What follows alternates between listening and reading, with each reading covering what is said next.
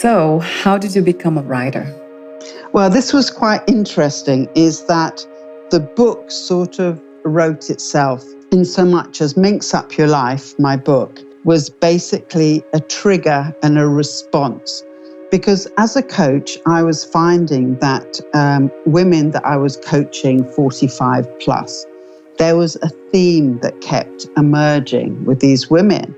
And this was the fact that they thought that they had missed the boat, both career-wise and relationship-wise. And actually they had nothing to look forward to, and that their life was pretty much done. And there were a few articles about, the wilderness of women in their 50s and all this that were coming out at the same time. And I thought to myself, do you know what? I have to write a book about what a positive, amazing time of life it is for a woman 45 plus.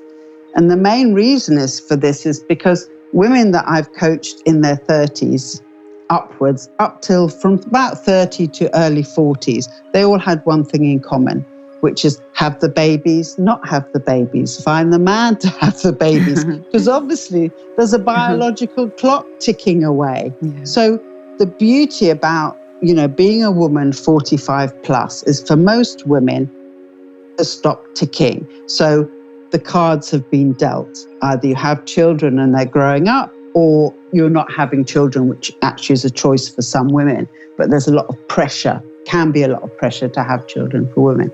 So the beauty about 45 plus is it's a time of life of a woman where she can actually start thinking about herself. So the reproduction is done, and it's like, okay, great. What do I want to do with this part of my life? Because obviously my children are growing up and I'm beginning to be able to think about what I want this part of my life to be. And I also did it for single women over 45 because it's particularly challenging for older women being single in our culture. And what happens often with women, 45 plus, 50s, 60s, is that they've been in partnership for years and years, and then the children leave home, and suddenly people realize that they actually have nothing in common once the children have gone. So there's a high rate of divorce, which obviously leaves the men and the women single. But in our culture, it is easier for a man to be older single man than it is for a woman because of everything that goes with it. And this idea, well, I'm too old. I'm 45 plus, I'm 50, I'm too old to actually start, a new chapter in my life. And I just wanted to flip this on its head and say, actually, this is a brilliant time for women. What do we do with those beliefs? Do we replace them? Do we try to change, get rid of them? Well, I think the first stage is to become aware of them. I always say stage one is awareness. If you're not aware of the limiting beliefs that you're running, and what I mean by limiting beliefs is beliefs that we have that we think of just as facts. And I almost see them like a software program that we're running and we're not aware that this software program is running and actually affecting our thinking and our behaviors. And once we become aware of, our sort of limiting beliefs, one of them, for example, exposed in this book is, well, once I'm a woman 45 plus, I'm not sexy, I'm not attractive, I've got nothing to offer. That is a limiting belief. It's tied in with this idea of aging, this idea of, as a woman, what's your worth? So your worth is as a mother and then as a grandmother and then, which is part of societal's idea of what a woman should be, which is shifting and changing. There's several people that I can quote now, like Mary Wellesley was a famous author. She sold 10 million books.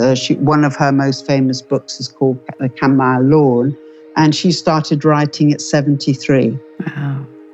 Grandma Moses, who was a painter, and she sold, I think in 2006, she sold one of her paintings for about 6 million. She started painting in her 80s. She was called Grandma Moses. And the idea, what I love about these people is, and people say, oh yeah, but that's not me, you know, that's somebody else. But what they do share is this refusal to be limited by this idea of age. And, you know, Sidney Poitier as well, fantastic actor, famous actor, director. He wrote his first novel at 85.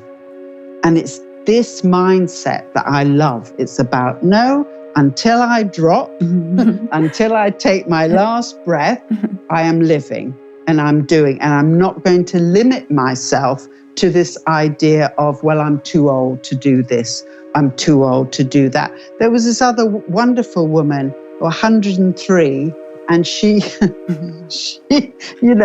was doing marathons. I mean, what is it that these people have?